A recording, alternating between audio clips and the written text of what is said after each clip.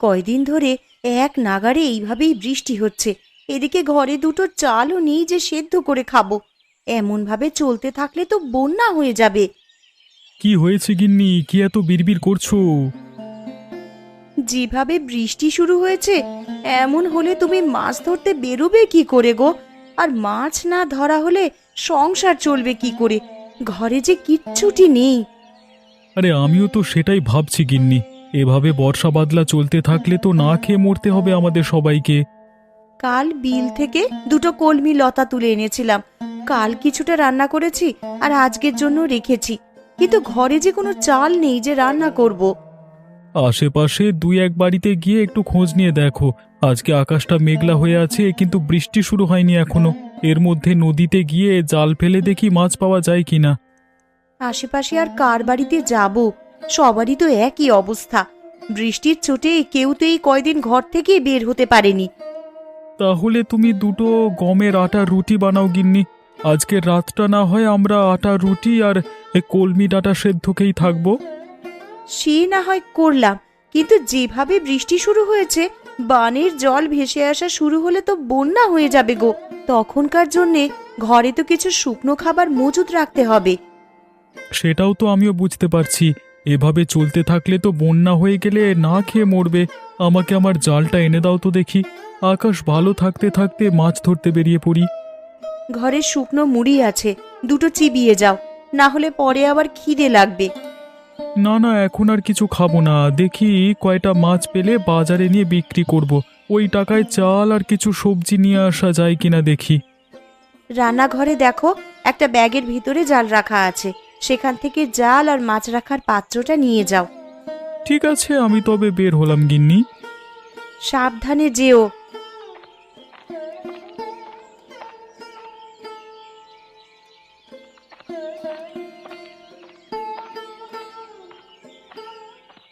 হায় হায় হায় হায়, কি হলো আমার? জমিতে যে জল জমতে শুরু করেছে। কিছুদিন হলো কেবল ধান তুলেছি, এখন জল জমলে যে আর গাছগুলো বাঁচবে না, সব জলের নিচে পচবে।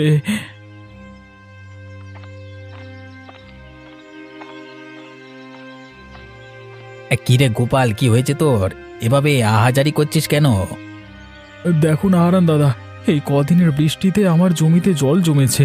আজকেও তো আকাশ মেঘলা হয়ে আছে, যে কোনো সময় বৃষ্টি নামতে পারে। এভাবে চলতে থাকলে তো জমি জলের নিচে তলিয়ে যাবে। আমিও তো আমার জমি দেখে এলাম, আমার জমিতেও তো জল জমছে রে গোপাল। বুঝতে পারছি না কি করব। এমনিতেই বৃষ্টির জন্য মানুষের আয় রোজগারের পথ বন্ধ হয়ে আছে কদিন ধরে। তার উপর আমাদের চাষিদের যদি এই অবস্থা হয়, তাহলে মানুষ খাবে কি আর বাঁচবে কি করে? এখন থেকেই আমাদের আগাম প্রস্তুতি নিয়ে রাখতে হবে, নাহলে পরে আমাদের বিপদে পড়তে হবে। আমরা গরিব চাষাভুষো মানুষ, আমাদের নিজেদের জমানো তো তেমন টাকা পয়সা থাকে না। যা থাকে জমির কাজে লাগিয়ে দিই ফসলের আশায়। তা তুই ঠিকই বলেছিস গোপাল, আমরা তো ফসলের আশায় কত কি বিসর্জন দিই। আর শেষকালে যদি ফসলের এমন হাল দেখি, তাহলে তো আমাদের আর চাষবাস করবার ইচ্ছেটাই মরে যাবে। এক কাজ করলে কেমন হয় দাদা? কি কাজ? আমরা যদি সেচে জমির জল সব বাইরে ফেলে দিই, তাহলে কেমন হয় বলো তো? তুই খেপেছিস নাকি রে গোপাল? এই এত জল কি সেচে শেষ করা সম্ভব? কি করব বলো, জমির এমন হাল দেখে মাথায় যা আসছে তাই বলে ফেলেছি। বিপদের সময় এমন অস্বাভাবিক চিন্তা মাথায় আসে, কিন্তু তাই বলে তো আর বোকার মতো সেটা করতে গেলে হবে না। তাহলে এখন আমরা কি করব দাদা? কি আর করব, আকাশ পানে চেয়ে থাকা ছাড়া কোনো উপায় নেই। আকাশে রোদ উঠলে এই জল শুকিয়ে যাবে, তখন আবার ফসল বোনা যাবে যদি এগুলো নষ্ট হয় তো। আবার ফসল বুনবার মতো সামর্থ্য এখন আমার নেই দাদা। আর তাছাড়া আকাশের যা হাবভাব দেখছি, তাতে করে মনে হয় না এই বৃষ্টি এত সহজে যাবে। সে পরে দেখা যাবে, এখন এখানে বিলাপ করে লাভ নেই। চল বাড়ির দিকে যাই আমরা।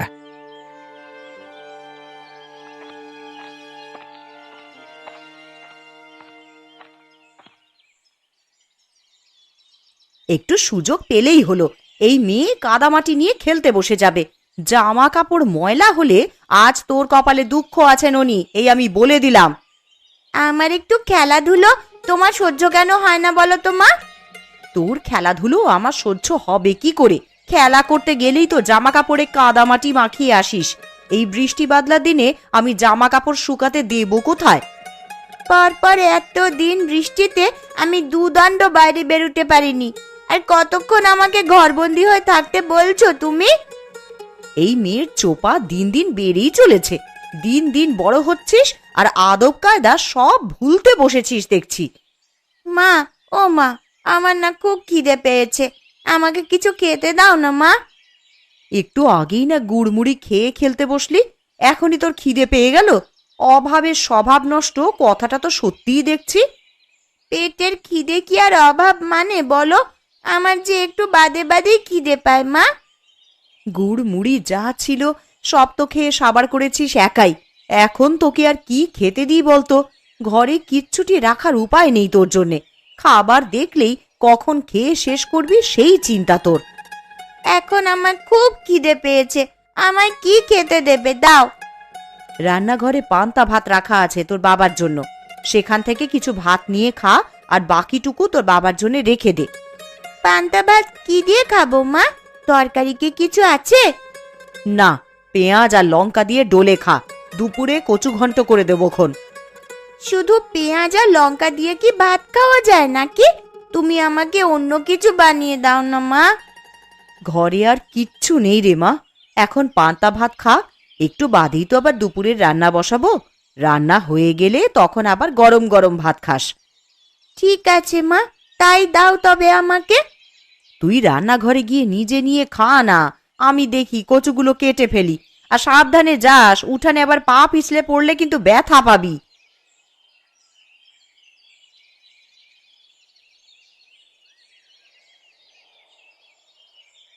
লোকটাকে সেই কখন থেকে খেতে ডেকে এসেছি, এখনো আসার নাম নেই।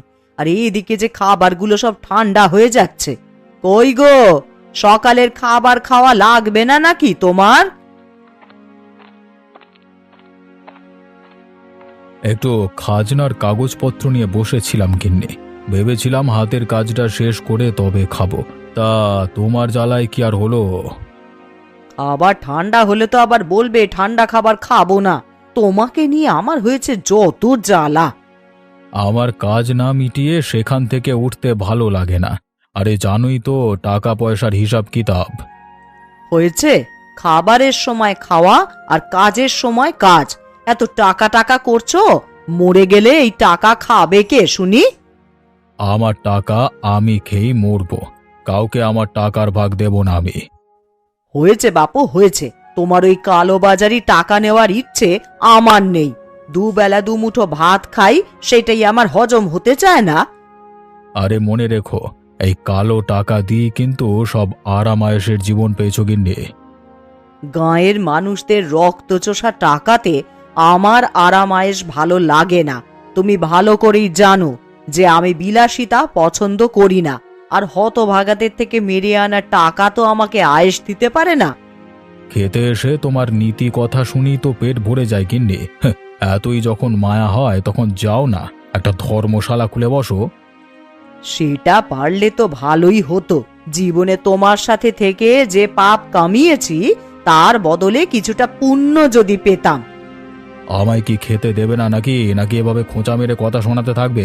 তাহলে আমাকে ডাকবার কি দরকার ছিল শুনি? দিচ্ছি, খাবার খেতেই তো ডেকে এনেছি, তা তুমি তো শুরু করলে।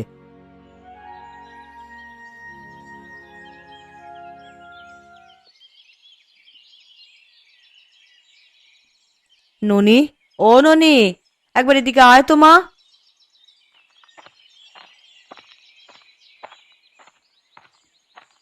কি হয়েছে মা, আমায় ডাকছো কেন?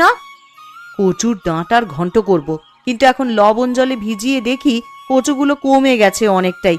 এইটুকুতে সবার তো খাওয়া হবে না রে। তা এখন আমায় কি করতে হবে সেটা বলো। তুই ঘরের পেছনে গিয়ে কটা কচুর ডাঁটা তুলে আন দেখি মা। ওরে বাবা, আমি পারবো না ঘরের পেছন থেকে কচু আনতে যেতে। ওইগুলো ধরলেই আমার হাত চুলকাবে। হাতে প্লাস্টিক বেঁধে তুলে নিয়ে আয় মা, না হলে দুপুরের তরকারি যে কম পড়ে যাবে। বিকেলে আবার গয়া পিসির বাড়িতে যাব, তখন পিসির জন্য তো একটু কচু ঘন্টের তরকারি নিয়ে যাব ভেবেছি। গয়া দিদার বাড়িতে যাবে মা? হ্যাঁ রে মা, অনেক দিন হলো পিসির দেখা নেই, তাই ভাবছি একবার গিয়ে দেখা করে আসি। বেশ, তাহলে আমিও যাব। আমি এক্ষুনি কচুর ডাঁটা তুলে আনছি মা।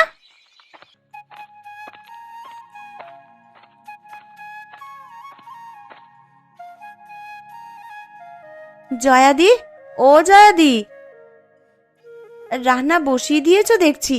আমার তো এখনো কিচ্ছু করা হলো না গো। আরে কমলা যে, আয় বস এখানে। না দিদি, বসতে আসিনি, আমি এসেছি তোমার কাছে কিছু চাইতে। কি চাইতে এসেছিস কমলা? ঘরে রান্না করার মতন কিচ্ছুটি নেই দিদি। এখন কি রান্না করব ভেবে পাচ্ছি নে। কাল কটা কলমির ডাঁটা তুলে এনেছিলাম, তাই দিয়েই কালকের দিনটা কোনো রকমে চলেছে। আমার ঘরেও তেমন কিছু নেই রে কমলা। এই দেখ না, ননিকে ঘরের পেছনের জমি থেকে কটা কচুর ডাঁটা তুলে আনতে বলেছি। আমাকে আজ সের চাল দেবে দিদি? আমি কাল আবার দিয়ে যাব তোমায়। ওমা, থাকলে কেন দেব না? ওইখানে চালের মটকা থেকে চাল নিয়ে যা তুই। উনি রাতের চাল নিয়ে এলেই আমি কাল সকালেই চাল ফিরিয়ে দিয়ে যাব তোমায়। সেসব নিয়ে তোকে ভাবতে হবে না, এখন চাল নিয়ে গিয়ে রান্না বসা যা, না হলে ঠাকুরপো বাড়ি এলে কি খেতে দিবি? ঠিক আছে দিদি।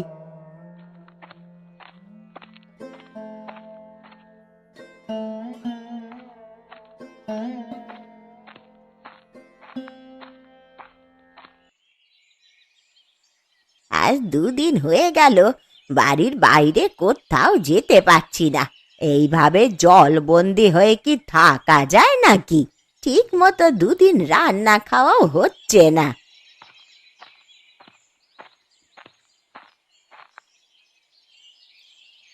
এ কি গো পিসি, তোমার বাড়িতে যে বানের জল উঠেছে, সারা উঠোন তো জলে ভরে গেছে গো। এই জন্যই বুঝি দিদার দেখা নেই আজ কদিন ধরে। ওরে তোরা আস্তে আস্তে আয় এদিকে, দেখে শুনে পা ফেলিস, আবার উঠানে পা পিছলে জলে পড়ে যাস নে তোরা। তা এইভাবে জলবন্দি হয়ে আছো, আমাদের একটা খবর দিলেও তো পারতে পিসি। খবর দেব কি করে লছুরি? দেখতে পাচ্ছিস নে জলে আমার উঠোন একেবারে ডুবে আছে। এই হাঁটু জলে নেমে আমি এখন তোদের খবর দিতে যাব? খবর না দিলে আমরা কিছুই জানতে পারবো না তো।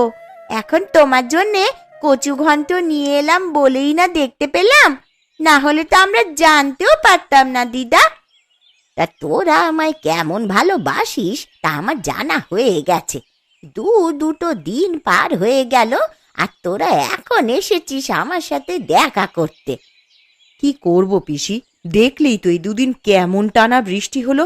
আকাশের ভাব ভালো দেখছি না গো, সন্ধ্যায় খুব বৃষ্টি হবে বলে মনে হচ্ছে। আরো বৃষ্টি হলে তো এবার জল ঘরে উঠে যাবে দিদা, তখন তুমি থাকবে কোথায়? এই বুড়ির আর কে আছে যে দেখে রাখবে? বানের জলে ভেসেই না হয় চলে যাব কোথাও। ছি ছি পিসি, এসব কথা কখনো মুখেও আনবে না। আমরা সবাই আছি তোমার পাশে। আবহাওয়া বেশি ভালো দেখছি না, তুমি বরং আমাদের সাথে আমাদের বাড়িতে চলো পিসি। হ্যাঁ দিদা, আমাদের সাথে চলো। এই বিপদে তোমাকে একা রেখে যেতে পারবো না আমরা। তা বেশ, তোরা যখন এত করে বলছিস তবে তাই চল।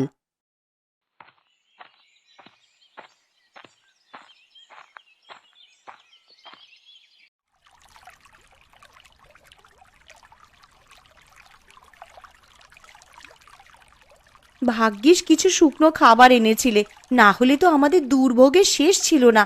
যেভাবে বানের জল হুট করে বাড়িতে প্রবেশ করা শুরু করলো, খাবারের জন্য কোথায় যে যেতাম পরে। জল বেড়ে যাচ্ছে দেখি তো দরকারি জিনিসপত্র নিয়ে বাড়ির চালায় উঠে এলাম, না হলে আর উঁচু জায়গা পেতাম না। কলা গাছের ভেলা বানিয়ে রেখেছি, যে কোনো দরকার হলে এই ভেলায় ভেসে বেরোনো যায়। কিন্তু যেইভাবে চারপাশে বানের জল বাড়ছে, আমার যে বড্ড ভয় হচ্ছে গো। জল বেশি হলে তখন যাব কোথায় আমরা? ও তুমি চিন্তা করো না গিন্নি, একটা না একটা উপায় ঠিক হবে। আমি একটু বেরোবো। হ্যাঁ, তুমি আবার এখন কোথায় যাবে শুনি? হারান দাদা গোপাল দাদাদের কি অবস্থা, তারা কোথায় আশ্রয় নিয়েছে, এসব একটু দেখে আসতে হবে তো। তুমি চলে গেলে আমি একা একা কি করব এখানে? জল যদি বেড়ে যায় তাহলে আমি একা হাতে কিভাবে কি করব? ওসব নিয়ে চিন্তা করো না গিন্নি, কলা গাছের ভেলা তো একটা বানাইনি, মানে আমি আগে থেকেই আর একটা ভেলা বানিয়ে রেখেছি। কোনো বিপদের আভাস পেলে জিনিসপত্র নিয়ে ভেলায় চড়ে বসবে। হ্যাঁ, না বাবা, আমার একার এত সাহস হবে বলে মনে হচ্ছে না। হবে গিন্নি হবে, বিপদে পড়লে মানুষ সব করতে পারে। ভাবছি সবাইকে নিয়ে মোড়লের বাড়ি যাব কিছু সাহায্যের জন্য, আর সাথে করে জালটা নিয়ে যাব। বানের জলে ভাসা কোনো বড় মাছ পেলে ধরবো। মানুষ বাঁচবে কি করে তাই ভেবেই মাথা খারাপ হয়ে যাচ্ছে, আর তুমি কিনা বানে ভাসা মাছ ধরবে? হ্যাঁ গো হ্যাঁ গিন্নি, যদি ভালো মাছ পাই তবে আমরা সবাই মিলে সেটা তো খেতে পারবো। কারোর কাছেই যে খাবার জিনিস তেমন কিছু নেই। তা তুমি ঠিকই বলেছ, এই সময় তো নদী নালা সব ডুবেছে, বড় বড় মাছ এখন বানে ভেসে আসবে। আমি জালটা নিয়ে একটু ঢু মেরে আসি, আর দেখে আসি সবার কি অবস্থা। ঠিক আছে, সাবধানে যেও, আর তাড়াতাড়ি ফিরে আসবে কিন্তু। ঠিক আছে গিন্নি।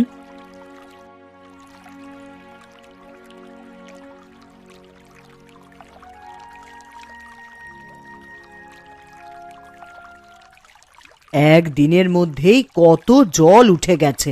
এইভাবে বানের জল আসতে থাকলে তো সারা গ্রাম জলের নিচে চলে যাবে। আরে ওসব নিয়ে তুমি চিন্তা করো না গিন্নি, সারা গ্রাম জলের নিচে তলিয়ে গেলেও আমাদের বাড়িটা উঁচু আছে, আমরা এখানে নিরাপদে থাকতে পারবো। তুমি কেমন মোড়ল বলো তো? আমি আমাদের কথা বলছি না, আমি বলছি গ্রামবাসীদের কথা। তাদের এই বিপদের দিনে তোমার উচিত তাদের পাশে দাঁড়ানো। আর তুমি আবার এখন শুরু করলে? দেখছো বানের জলের জন্য সবাই ঘরবন্দি হয়ে আছে, তার মধ্যে তুমি বলছো আমাকে মানুষের খোঁজ নেওয়ার জন্য। সব সময় নিজেরটাই বুঝলে তুমি। তোমাকে যে কে মোড়ল বানিয়েছিল? আমাকে গ্রামের লোকেরাই মোড়ল বানিয়েছিল, কিন্তু আমার ভালো তো তোমার হজম হবে না।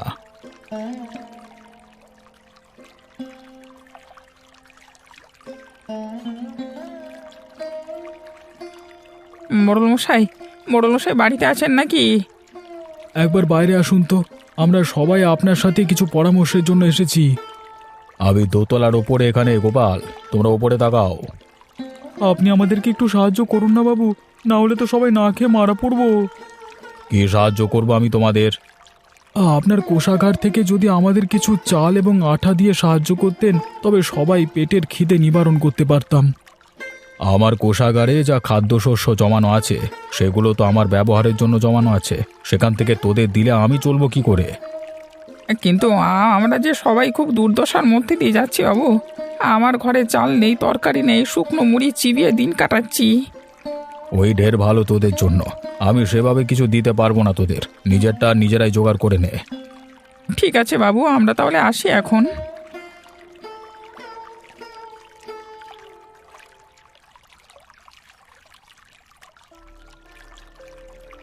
ও মা, দেখো ওই দেখো, কত বড় একটা মাছ দেখা যাচ্ছে বানের জলে।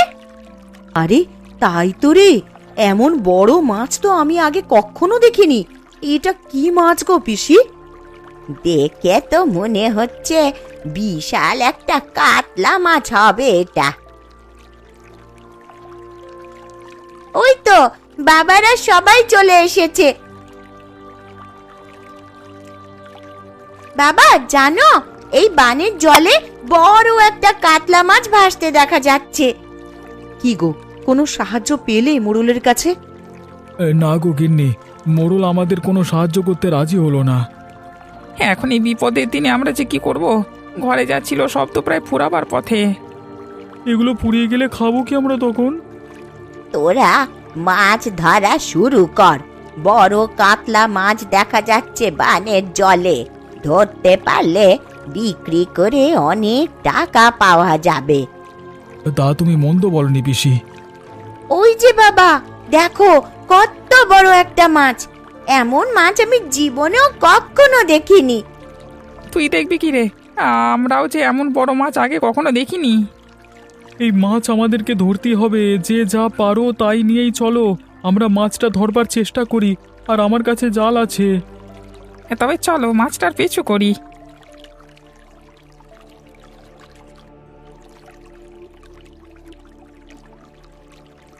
কিরে, তোরা সবাই মাছ ধরবার সরঞ্জাম নিয়ে কোথায় চলেছিস? আগে মোড়ল মশাই, বানের জলে এক বড় কাতলা মাছ ভেসে উঠেছে একটু পর পর। তাই আমরা সবাই সেটা ধরতে বেরিয়েছি। ওই তো মাছটা আবার ভেসে উঠেছে। আরে সত্যি তো, মাছটা যে অনেক বড় দেখছি।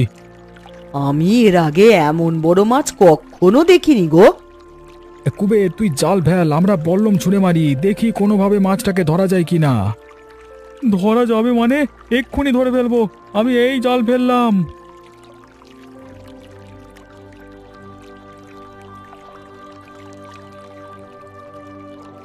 দাদা আমাকে সাহায্য করো তোমরা, একা হাতে আমি বড় মাছ তুলতে পারবো না। মাছটা জালে আটকা পড়ে লাফালাফি করছে। হ্যাঁ হ্যাঁ, আমরা সাহায্য করছি তোকে। মাছটা তো অনেক বড় রে কুবের, এটা নিয়ে শহরের মুখে হাটে বিক্রি করে আয়, অনেক দাম পাবি তাহলে। না না, এই মাছ আমি বিক্রি করব না বাবু, এই মাছে সবার অধিকার আছে। সবাই এই মাছ দেখেছে, আমি একা এটা করতে পারবো না, তাই আমি এটা ভাগ করে নেব সবার সাথে। মোড়ল মশাইকেও তার ভাগেরটা আমরা এখানে দিয়ে যাব। দেখলে দেখলে তো ওরা কেমন ভালো মানুষ। বানে ভেসে আসা একটা বড় কাতলা ধরে ওরা সেটা তোমাকে ভাগ দিতে চাইছে, আর তুমি কিনা ওদের একটু সাহায্য করতে চাওনি।